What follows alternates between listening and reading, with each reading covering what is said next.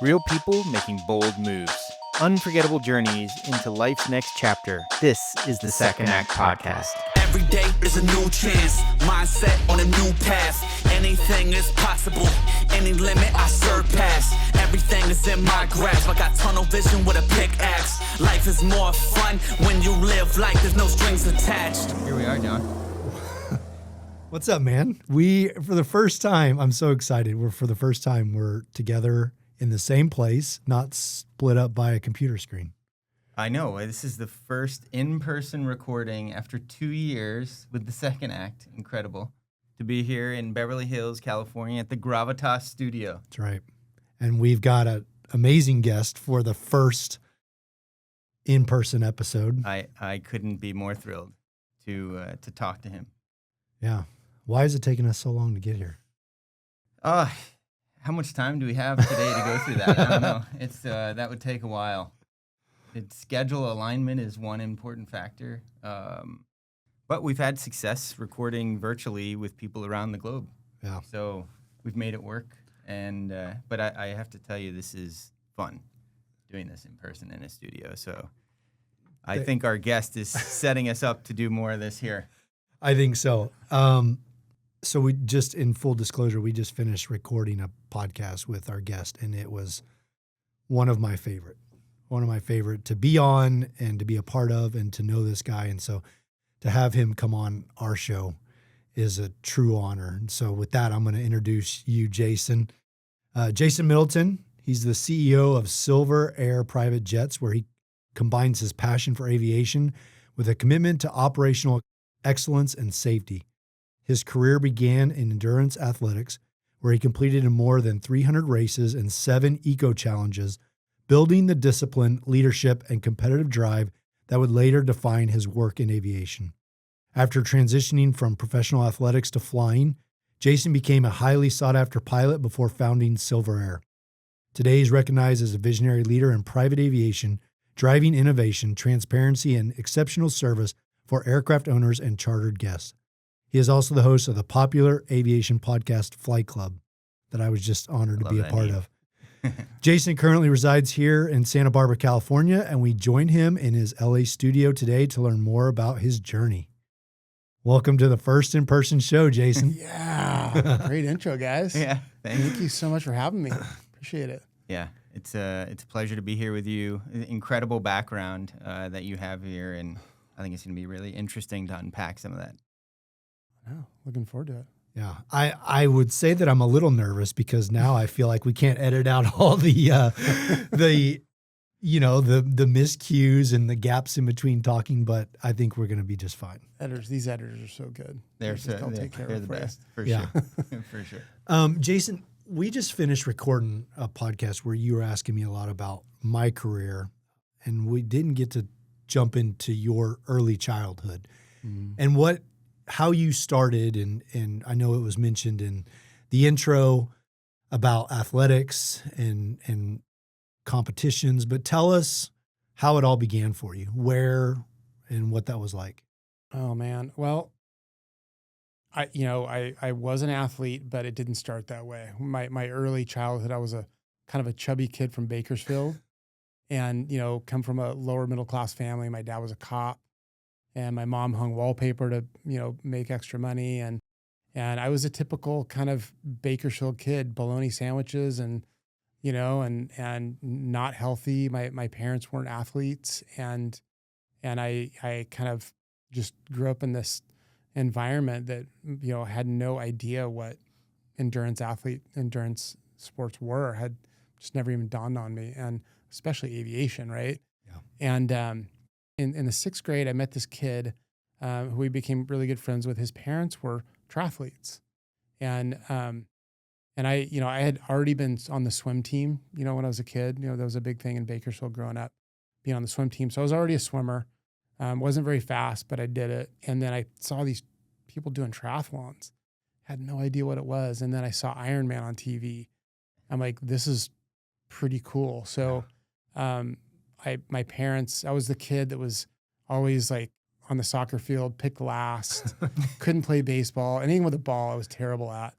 And I would always quit. And when I came to my parents, I'm like, hey, I want to start doing triathlons. And, a bike at that time, you had to buy a nice bike. They're like $500. And they're like, absolutely not. No way. So what I did was I convinced my dad to let me get a paper route in our neighborhood. That was a big, thing, throwing papers as a kid. Yeah. That was my first job in the 6th grade. So I was throwing papers until I saved enough money up to buy a bike. So I started, like, by the spring, I had saved enough money to buy that Trek. It was a Trek 560. Okay. Red and black. I still remember the bike. And, squeezed my chubby body into some bike shorts and I started riding and I picked up running and I did my first triathlon. I think I was 12 years old. And it was a little kids race, like 200-yard swim, 6-mile bike and a 2-mile run, something like that. And it damn near killed me. But I'm like, for whatever reason, I just, like, the suffering part of it. Yeah. It just immediately, like, intrigued me. I'm like, okay. Got the itch. And so I just got after it after that. And by the age of 14, I qualified for the U.S. national team. Wow. And I got, I went through puberty, really. You grew up. That had a big hand in it. Yeah. I went from, like, a size 32 waist to a size 28 and grew 8 inches. All right. Yeah. And that's, that's kind of my early background. I was always kind of a little bit of an odd kid. I didn't really kind of do the traditional things that other kids did, high school sports. And I kind of went all in.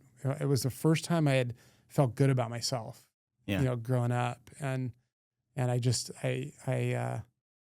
grabbed onto it, man. And I loved it and just kept doing it for years. It's not an activity or sport that I even think of in terms of children. Like, I always associate triathlons and that sort of endurance activity with adults. But that's super cool that you started so young. Do you have siblings? And what were some of the competitive drivers that made you go from the chubby, awkward kid into this world? Well, all my brothers, I have 3 brothers. One passed away, but I have my 3 brothers growing up. They're all older. They're all great athletes. Okay. Mostly traditional sports: football, baseball, basketball. They're all, my oldest brother played a little bit in college. Okay. And then, they were all great athletes and I just wasn't like them at all. Very different kid. I was really bad in school. So all those things, like, I think, I didn't have a lot of self-worth as a kid. And I think that, when I found something that I was good at, it felt really good for me. And that's why I'm like, it was like that rush that I'm like, hey, I can actually be good at this. I'm going to keep doing it. This is going to be my identity. And it really was as a kid, all through high school. I didn't really party much in high school. I'm like, I got to race. I was literally racing every single weekend. Wow. As a kid. I was on swim team. I ran track. I ran cross country. Anything that made me faster, I did. I bike raced a little bit and I just took this weird route. And it's weird. Bakersfield, ironically, you would never know it, but it had this big community of triathletes. And in fact, one year at Ironman, there was more people from Bakersfield that did Ironman than any other town in the U.S. So it just had this really great community. It was a very nurturing community. Those were the people that kind of motivated me and guided me.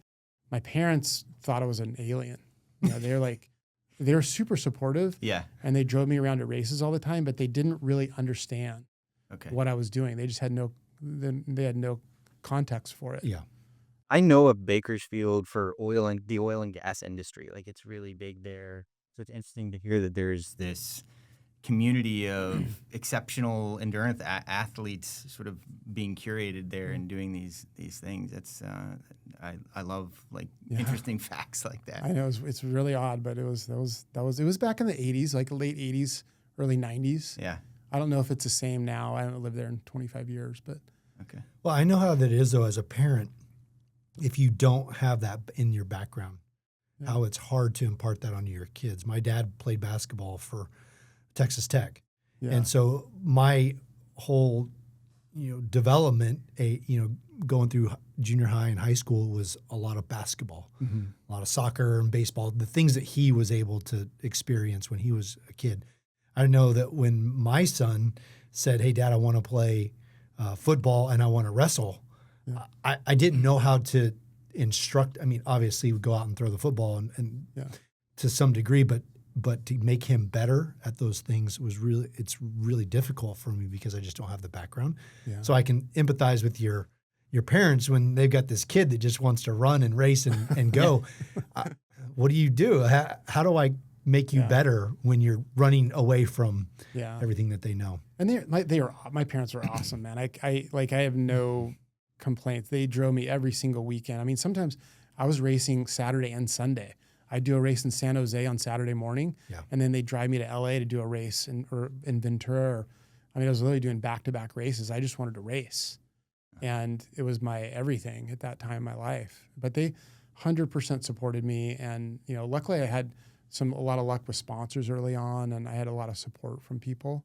But my parents were right there to just take me around and talk to me about sponsorship. I mean, how do you, as a junior high schooler, go out and get sponsors? I asked people for help.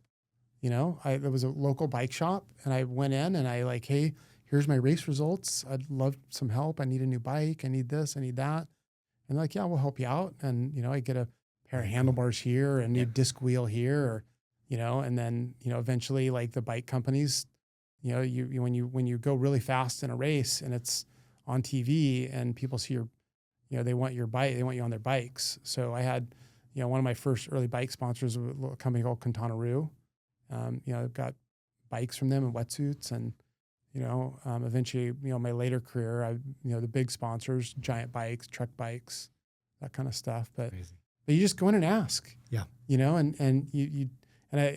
guess it was my first kind of lessons in entrepreneurialism. Yeah. Exactly. You don't get it if you don't ask. Exactly. It's your first sales gig. You're selling yourself. Yeah. And there was there was a law firm in Bakersfield, and the main guy at the law firm was a really big triathlete. Okay. And he was kind of a fan, friend of mine. He was this old guy, this old gray-haired attorney, but he was into it, and he paid for a lot of my races. I'll cover some of your race entry fees, and so it was a good community. Wow. Did that experience translate for the future? Did you think I'm going to keep pursuing this until I've got no more juice in the tank, or was there an end in sight? So what happened? My ambition was actually what happened when I was about 16 years old. I had gotten recruited to go race professional bike racing. I was very fast on the bike, and there was a bunch of triathletes, some big names like Lance. We all kind of got recruited at the same time to go race bikes. And I didn't really know anything about bike racing. So I'm I'm doing well over here. I think I'm going to pursue triathlons. And so I made that choice when I was about 16 years old to really go all in. And I turned pro my senior year of high school. And after I graduated high school, I told my parents, I want to give this a go. I don't want to go to college, and I don't want to work. I'm having success. I'm making a little bit of money. And, once you turn pro, you can win prize money. Yeah. So I'd go to a race and on a weekend and get 4th or 5th place and win $500. That got me the next week. And at that point in my life, I was literally living out of my truck, driving from race to race, sleeping on friends' couches. In the off season, I'd go back to Bakersfield, stay at my parents. And, I just had a truck with a camper shell with my bike and all my gear. And it was a really awesome time in my life. What a fun adventure at that stage in life. Yeah. That sounds awesome. And I was motivated. I was I just wanted to, it was just, I was at the perfect time in my life and the perfect spot. And it was a really good time. And also the sport at that time, I got really lucky with some of the emergence of these sports. And I'll talk a little about the adventure racing a little bit, but I just kind of got lucky to be at the right place at the right time, I think. But then what happened was in my late teens, early 20s, things were starting to get things were starting to get really, really fast. Okay. Simon Lessing was getting in the sport. There were some really fast people. I was sort of the first early wave of professional triathletes, but then the really fast guys started coming out. And, we'd get off the bike, my distance, my specialty was the international distance and the last thing you do is a 10K run, 6.2 miles. And I was running at that time, if I had a really good day, I'd run 35 minutes, which is a fast 10K, Yep. Yeah. That's very off the fast. bike. And I was pretty competitive for But then these guys started running 32-minute 10Ks, 31-minute 10Ks off the bike, like world-class 10Ks off the bike. And there's no way I could run that. I just couldn't. So I went from like doing pretty well in races to being like 20th, 30th. And it's like, I can't do this anymore. I can't compete. Yeah. And interestingly, at this moment in time when I was about to quit sports, athletics, some friends of mine called me from Santa Cruz, they're pro triathletes, and they were Ironman. They were the Ironman specialty people, like the long distance. Okay. And there was this new race that was coming out called Eco Challenge. Yep. And it was in 1995, and it was in Utah, in southern Utah. It was where the race was going to take place. And I didn't really know anything about it. They explained it to me. It's like, well, it's a multi-sport team thing we have to carry all of our gear, and it's like 6 to 7 days. We don't really know how long it's going to be. We don't really know what the disciplines are. Like really, this just seems really weird. So then they sent me a VHS tape of a French race called the Raid Galois. And it was of Mark Burnett, who was the founder of Eco Challenge, who went on to produce Survivor and Apprentice and all these big TV shows. Well, Eco Challenge was his first thing. Okay. And so he knew TV was the key to get this race off the ground. So I watched this videotape of the Raid Galois, and I'm like, I'm in. This looks really fucking cool. I'm in. And so we went and did it. That first race in Utah, I was 21 years old. I was the youngest person there. Everyone else was a lot older. And my body did really well. I mean, I suffered because, that race took us about 7.5 days. We slept maybe 10 hours for 7.5 days total. Oof. And we did 90-mile foot legs, like hikes. Yeah. Mountain biking legs. We paddled the whole, like the Green River all the way into the Colorado, all the way the length of Lake Powell. That's like hardcore. It was gnarly. Rock climbing, and it was so hard. And when I finished, I'm like, I'm never doing that again. That's insane. Like that was just so painful. I'm never doing that again. And then about a week later, I'm like, I'm ready to do it again. Let's go. I love it. And so I was on that same team for a couple of years, and we had moderate success. And I'm like, God, I really want to be competitive at this. We were like top 10 maybe, but we weren't super competitive. And then I started there was a bunch of other races that started popping up, and at that time, we weren't really making a living at it. The money wasn't there. The TV was there, but our team wasn't very successful. And I'm like, I want to make a living doing this. So what I did, Mark Burnett was a friend of mine at the time, and I called him like, hey, can I come meet with you? Just have coffee. So I sat down, I'm like, how do I get sponsors? Was my question.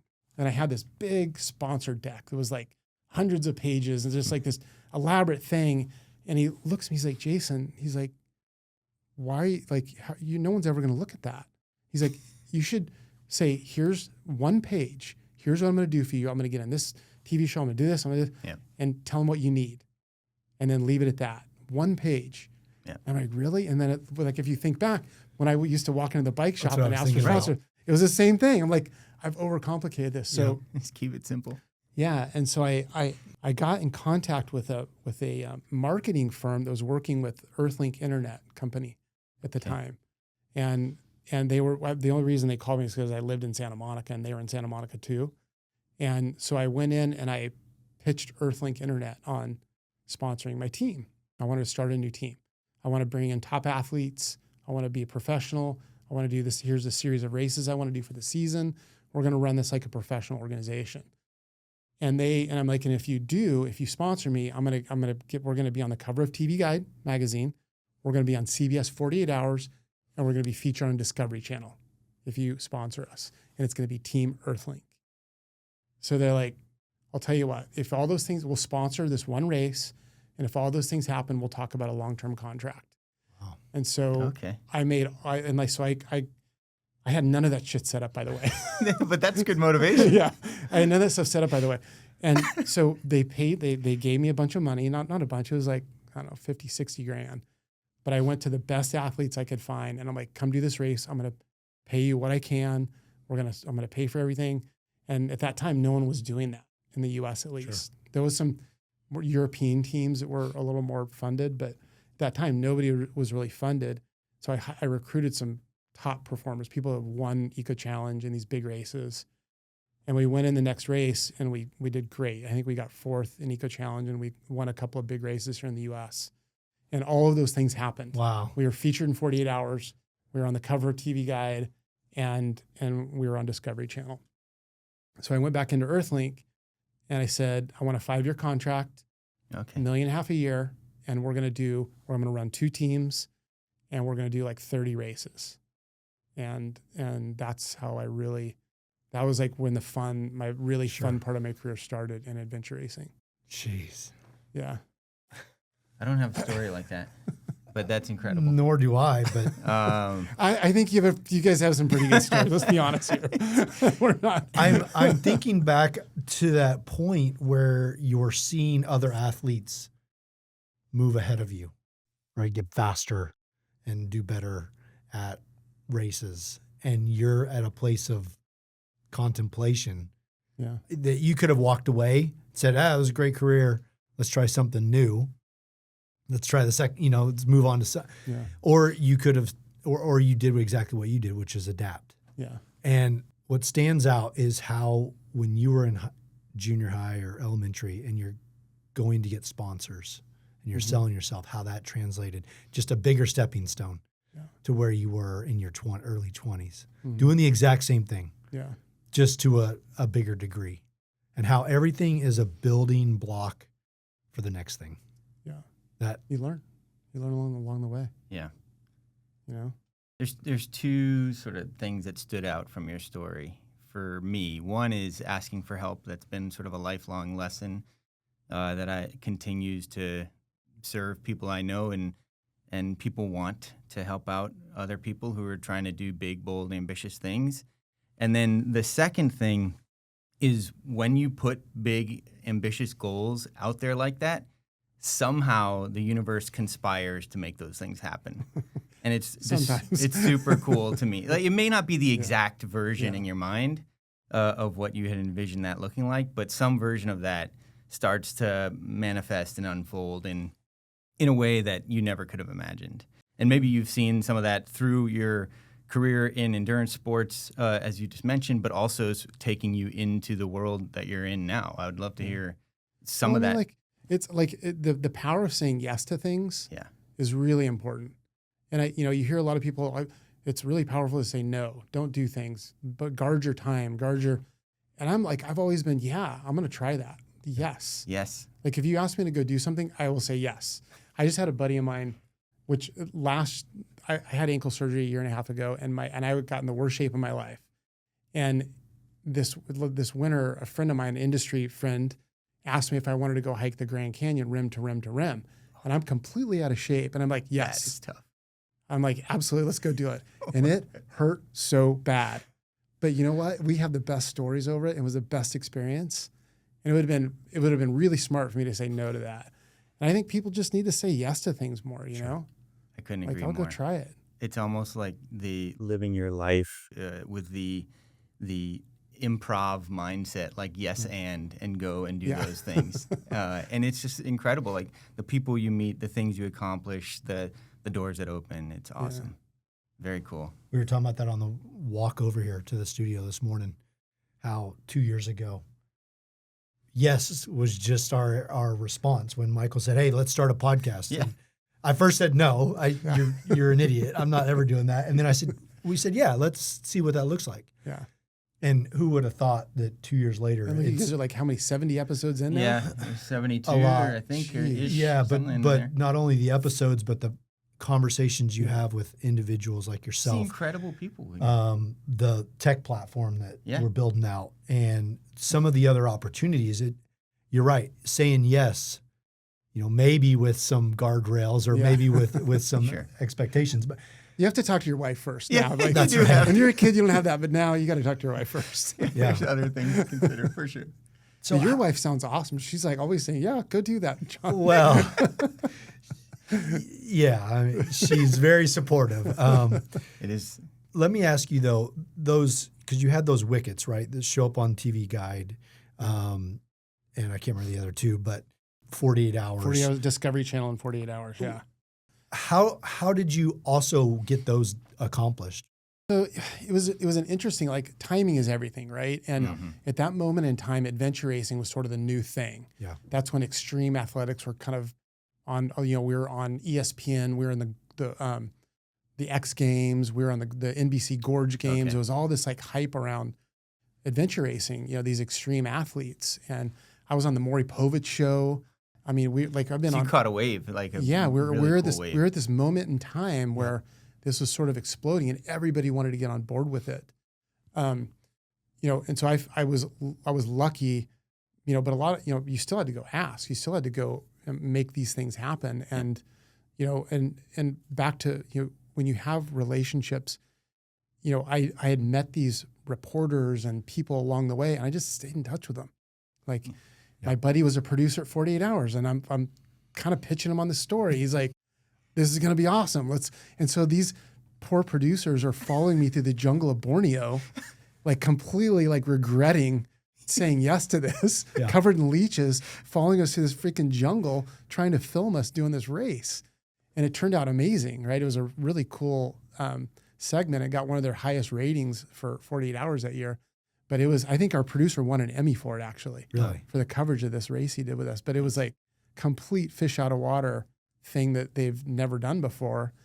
But it worked out really well for them. Yeah. So it's just relationships and being a character. And I've never really taken myself that seriously. And people kind of like that, I think. Yeah. I do very serious things, but I'd never take myself seriously. The suffering, I think that goes back to that whole suffering mentality. Like, just embracing that, it was really, it's a weird thing, I know. I always find it interesting to watch and learn from people who do those very extreme things. I don't know what it is. I'm just sort of drawn to it. Part of it is to reassure myself that I'm not going to do that. But other times it's also like, what is the mindset to be able to do something so hard like that? Yeah. And you said you had competitive brothers who played competitive athletics and grew up in a good family life, and maybe you found your thing because you were good at it in the triathlon and endurance sports. But were there other drivers? Was there somebody in your life outside of your family that you can name that was like, this person really made a significant impact on me? Well, yeah, I mean, that kid that I met in the 6th grade. Okay. It changed my life, the course of my life. Wow. I mean, Does he know that? Yeah. Because I would have never taken an athletic path had I not met this one kid.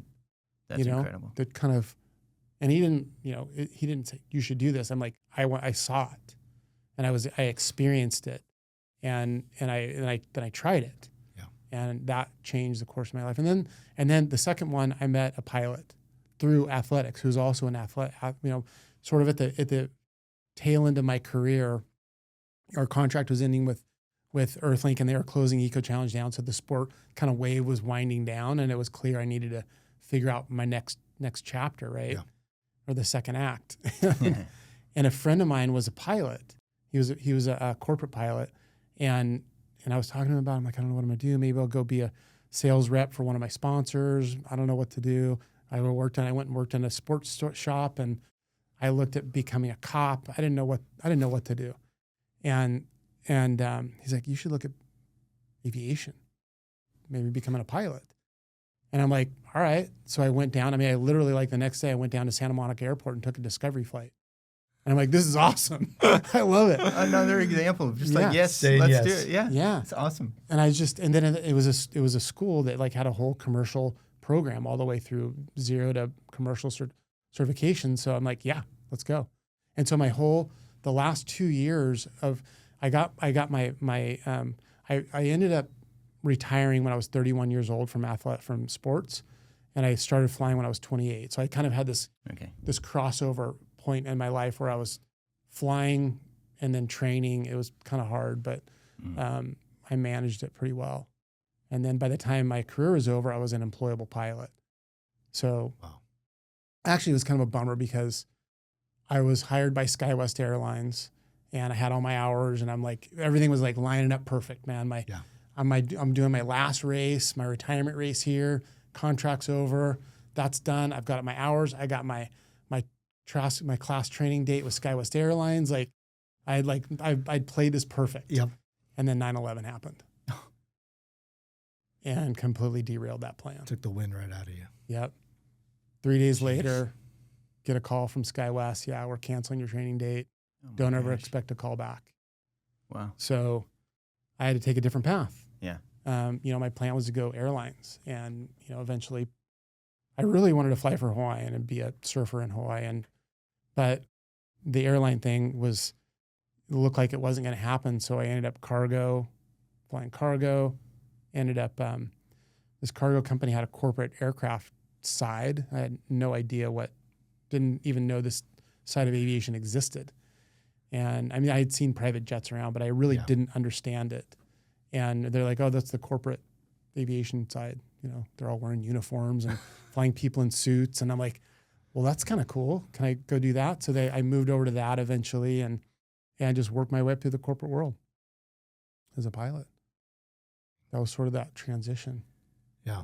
I'm glad you brought up Hawaii, because I want to know about this surf trip in solitude that you take. It's out there on the internet. I found it. I would love to learn a little bit more about this grinding mentality that you have that's in a community, and you've got your amazing family, but they're to disconnect and be out there with the waves on your own. Like, tell me a little bit about what's behind that. So unfortunately, I went through a divorce. Okay. And I was married for 18 years, and it was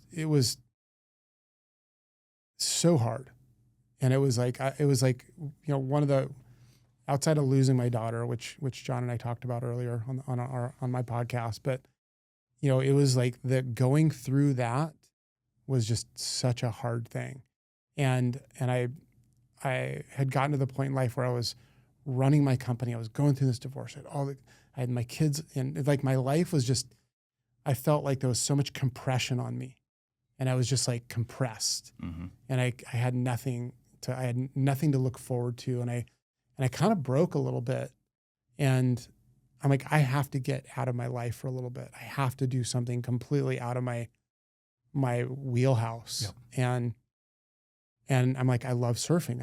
I stopped surfing. I wasn't doing anything for myself. Yeah. I wasn't in shape. I was drinking too much. I was like not taking care of myself, wasn't doing anything good for me. And I wasn't showing up for anyone in my life. And, whether it was my kids, work or whatever it was, I was just showing up in a really bad place. I'm like, I need a complete reset. And I was just Googling things, and surfing came up, and I'm like, well, what's the coolest place in the world to go surf? What's the best surf spots? And I'd surfed in Hawaii, and I'd surfed in Fiji and Tahiti, and I've travel surfed a little bit, but I'd never been to like the real good spots. And the best spots in the world are like in Indonesia. Oh, interesting. And there's one place in particular called the Mentawai Islands. They're about 80 miles off the coast of Padang, which is in the Western Sumatra. Okay. And it's literally the best surf on the planet by far. Wow. Waves there all the time, perfect, uncrowded.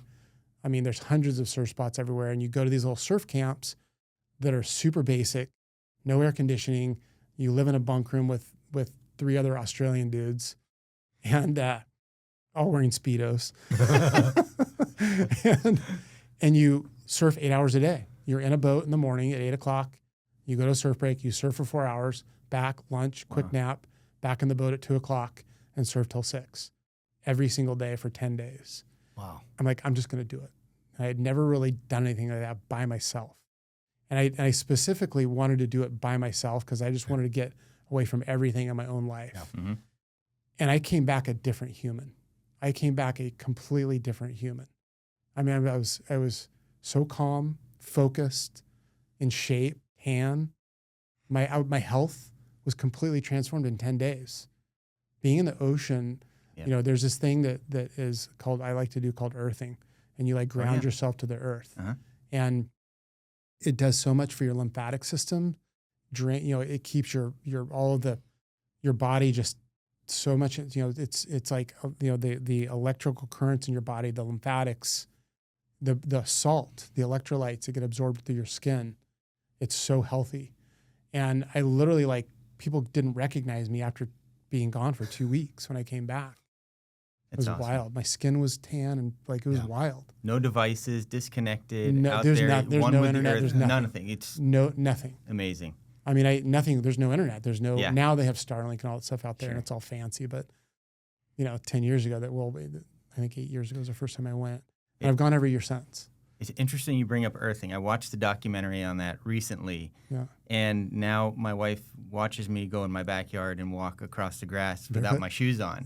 And it is supposed to have some effects, physiological effects on you. And Yeah.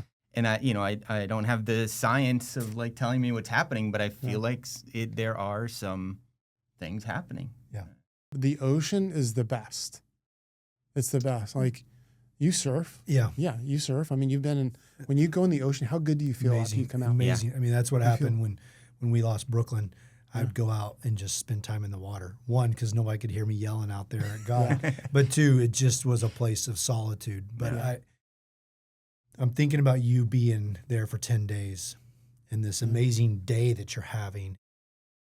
It can be a really hard place to go back at night and be left with your thoughts, especially when there's nothing else. Yeah. Nothing else distracting you. So what is that like at night when you come back? What's interesting, I kind of I had a lot of fear taking that first trip because of just that, like I'm going to be by myself in my head. Like I don't do well when I'm by myself in my head and I don't have something to focus on. It's not good for me. So I was pretty worried about that. But what happened was I got there and I was in the ocean for 8-9 hours a day, eating super healthy food with people that had no idea who I was. Yeah. They didn't know anything about me, just all new people. And by the end of the day, I was so physically exhausted, which is really good for me. Like physically when you're paddling, unless you're in really, really, really good shape, paddling a surfboard for 8 hours a day, because I took a little watch that tracked my surf, the waves. It just tracks your waves and how much you paddle. 20 kilometers a day. Jeez. I was paddling. Wow. On a little short board. And like when you're just physically just annihilated at the end of the day. So all I could do is get food in my mouth and go pass out and wake up the next day. So that was like that, that's what I need. I need this extreme exhaustion just to, and just take all of my energy and put it out there and then just go out. I slept like a baby, even if it was 90 degrees and humid and mosquitoes. Yeah. Dang. So you come back from that trip transformed, Yeah, reinvigorated, transitioning from some big milestones in your life. And then what? Yeah, and then, it helps, when you take care of yourself, you can show up better for everyone else in your life. And I have a lot of responsibility. I have 3 awesome kids. I've got over 200 employees at my company, and I'm responsible for everyone, and I take that pretty seriously. And not only like whatever financially, leadership, all that stuff, but emotionally, right? I got to be a good leader, and instill this culture of leadership in my family and my company, and even friends, right? You got to show up the right way for friends. And when you're not in the right mindset, you're not taking care of yourself, you're not put your oxygen mask on first, you just can't be that person. Yeah. There's a lot of really good people that aren't in a good place. Yeah. And they don't show up in a good way. Does that make sense? It does. I don't know.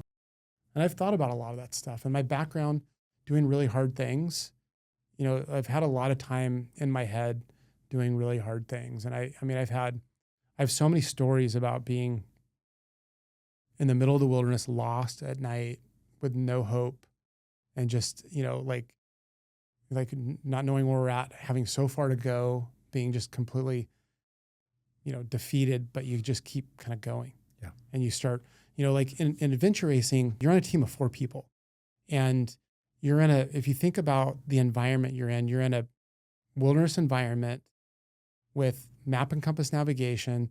You're racing, so there's pressure, and you have to get from here to there. And it's really long. You're out there for days and days and days. Oftentimes you don't know what your next event's going to be. And then, you're exhausted. And now you're with 3 other people that are all in the same boat as you. Think about the things that can go wrong with that, the social component to it. How do you show up for those other people?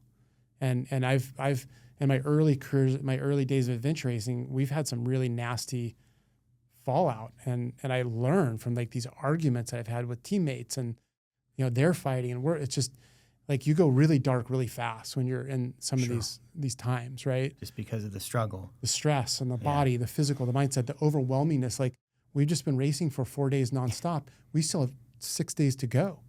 Yeah. You know, and you're with these teammates that you're trying to help them sometimes. Sometimes they're having to help you. We talked about ego a little bit.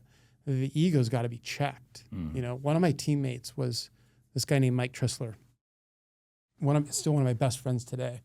And he was an Army guy, and he went through West Point, dual major, you know, played water polo for West Point, superstar athlete, went in straight into the Army Rangers after West Point, became an officer, and went right into best ranger competition, which, if you're a military guy, you know that's like a big deal. He won it 2 times. He got third, second, won it, and then won it twice. Guy's a complete monster.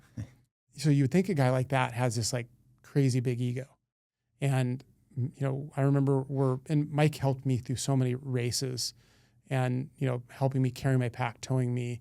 And I remember one time we were racing in Fiji, and about halfway through the race, Mike got a flu, like a bug, and he was in a bad place, man. And I mean, we had to stop racing for 13 hours and putting antibiotics in him, and he was just puking and like diarrhea. He was a mess. And I grabbed his backpack. I'm like, all right, we got to go. And he allowed me to do that because he was able to check his ego. And that's what made us successful in that sport. That's awesome. But we had to learn that about each other. Yep. And it took many years to get that, to be able to kind of have those experiences. And when you have an experience like that, you learn from it and go, oh, that's the way. That's the way we have to do this. Yep. And it's funny because later in that race, Mike recovered and he was back to his bull self. And I had a complete meltdown. I was our navigator. And we get to this point, we think we'd been racing hard for 6 days. We were in like 2nd or 3rd place. We'd been up and down in this race. And we think we're getting to this kayak. We're getting to a kayak section, and we think we're going to paddle about 40 miles to the finish line. But in that eco challenge, this is the last eco challenge they ever did. And they wanted to make it really hard on us. So they would only give us legs. Once we finished a leg, they would hand us our next packet of maps with what the next leg was. And so I was our navigator. I pulled the maps out, and I am like in not a good mental place when I'm looking at these things. And I see we have to paddle 40 miles offshore to another island chain, do 2 days of hiking on these islands, and then paddle another 60 miles back to the town of Nandi. Oh, this is another 4 days of racing. Yeah. When you think you're about done. When we think, in my mind, we're done. All we got to do is get these. And we're like, this is a great race. In my mind, we're done. And that was a huge mistake to put myself in that position. And I'm looking at these maps, and I literally broke down, and like I was bawling, just crying. Like, we can't do this. I was like, so Mike, you know, big Army Ranger dude, comes and lays down next to me, and he's like, puts his arm around me. He's like, dude, I love you, man. He's like, we're going to get through this. Like, we'll get through this. Wow. So I kind of picked myself up. We got the maps together, got in our boats, and started paddling. All these life lessons, asking for help, humility, having the right team, being an incredible endurance athlete, and perseverance and grit and all that stuff. Now you're running a company with 200 people. A lot of that translates into that world, I would imagine, to be a good leader. Like, how do you show up every day for your team and be authentic and humble, but also, you know, drive this business that is, you know, very impactful in a lot of people's lives and a very important component for other people's businesses. Tell us more about that. The culture is everything in organizations. It doesn't matter what it is. Culture is everywhere, whether you're in the military or you're running a business or you're on a sports team. You know, the culture surrounding it is everything. And that comes from the top. And, you know, in aviation specifically, safety is a huge thing, right? And you try and instill healthy things across the board. But for us, I really like to kind of rally around safety and efficiency and like being just really good at what we do. And when you have to live these things too. As a leader, you have to live them. You can't just say them. Yeah. You can't just write them on a wall or a whiteboard or something. You got to honestly live them, authentically live them. And when you say something to an employee, they better be able to rely on that. Like if Jason says something, I'm going to hang my hat on that thing. Yep.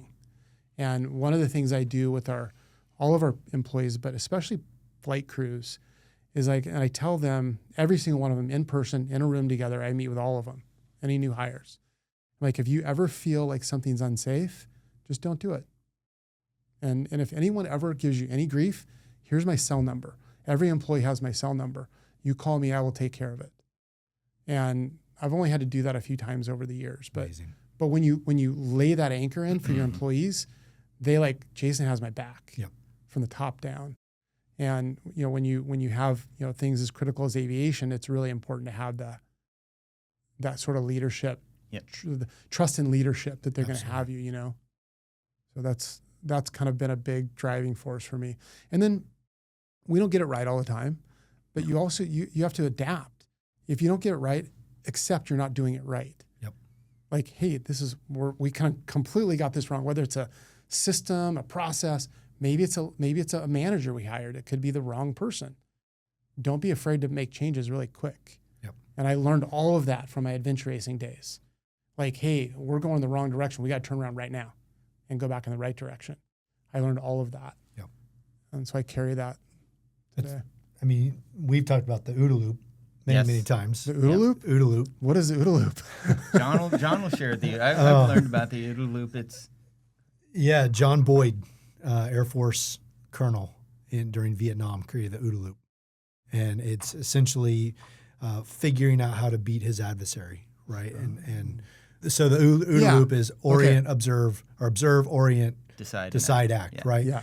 It's a loop because you're never at the end. 100%. You've never hit the end. So what you're doing is you're allowing the culture to evolve based on things, 100%. and then making decisions thereafter that are, you know, just continuing the process of reformation. So what, like, our version of that is build a system, train the system, monitor the system, and then measure the system. Yeah. And then same loop, change the system, do it all over train again. The system, you just keep doing the same thing continuously.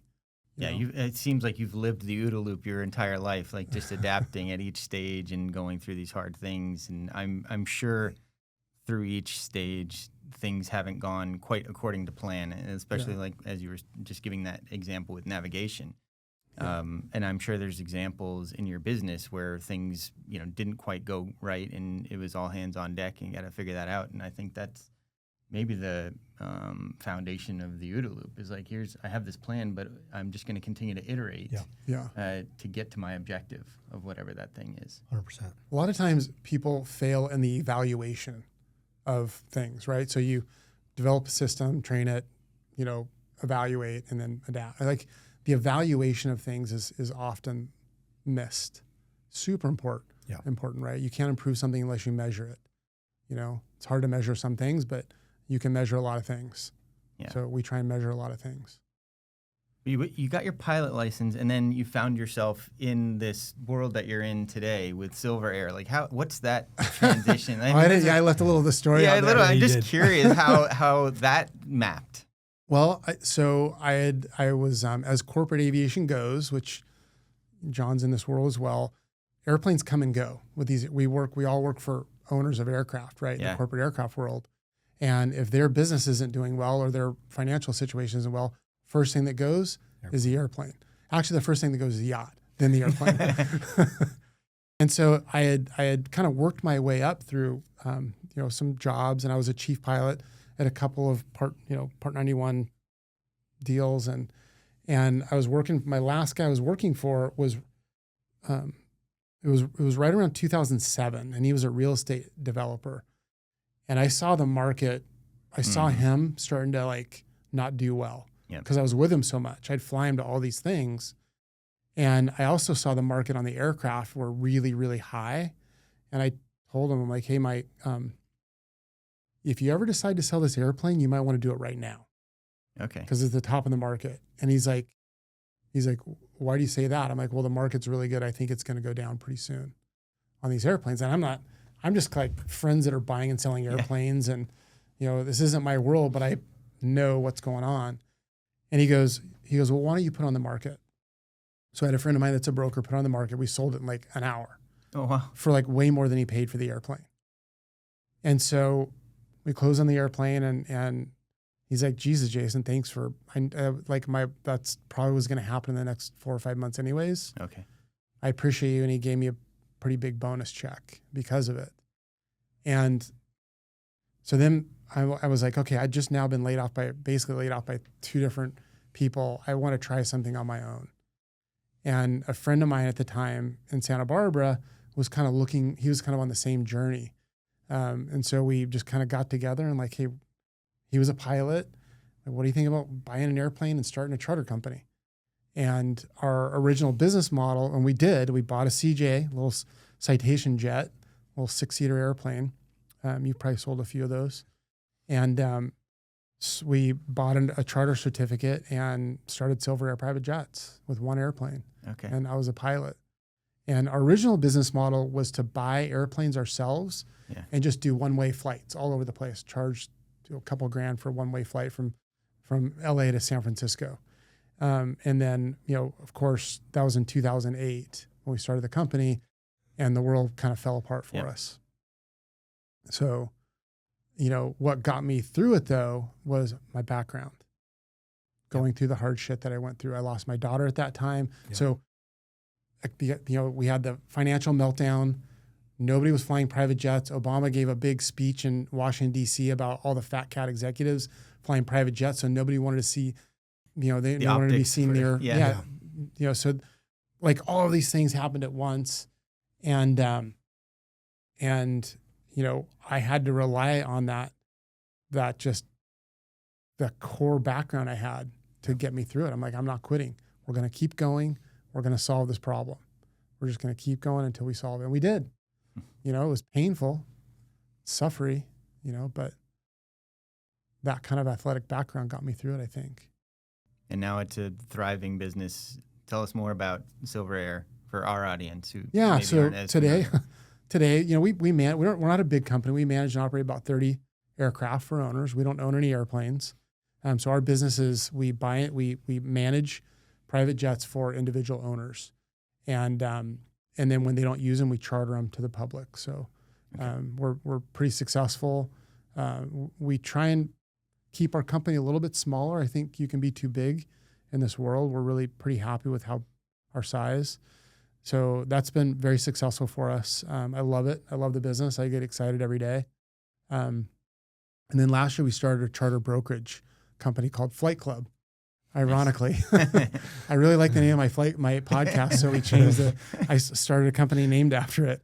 But what that is, it's a membership-based charter program. Okay. And we've had a ton of success with it in 1 year. So really excited about that. So just going to keep growing and doing our thing. And, our company is all about people, man. It's all about people.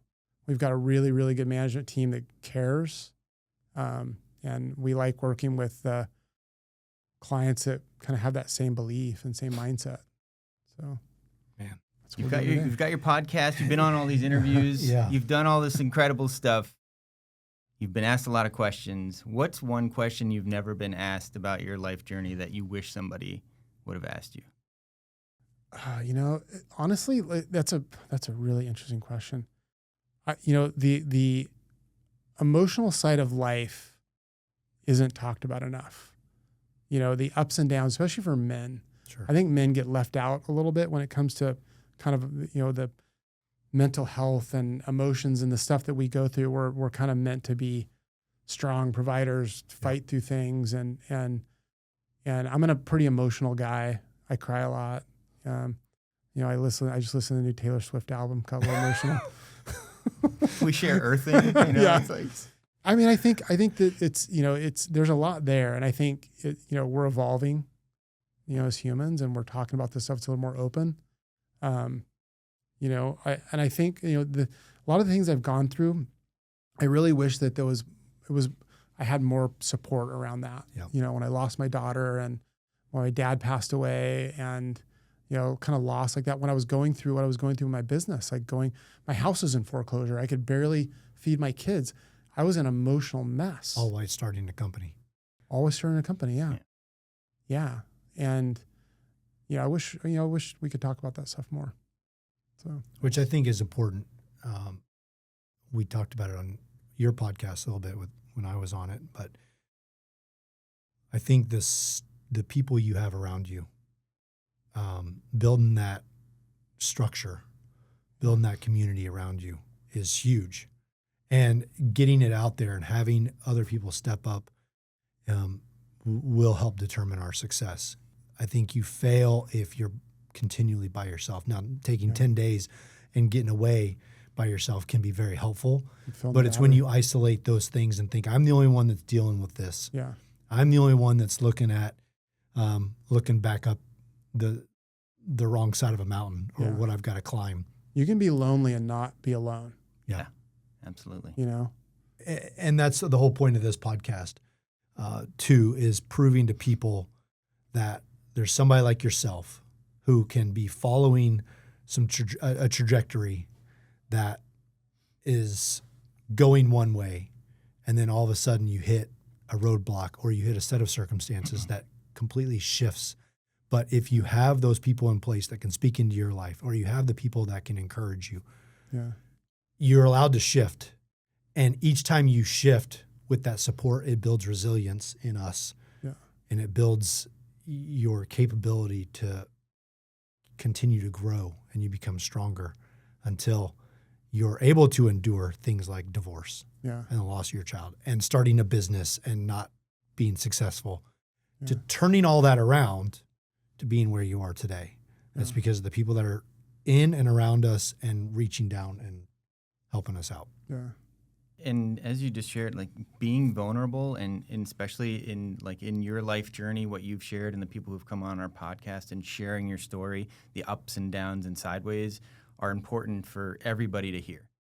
Because like you said, sometimes you're alone, but you're not alone. And for people to ask for help and be open to asking for help through these types of conversations are what we really hope are the biggest impact that we bring to our audience and everybody who listens. Yeah, no, this is great.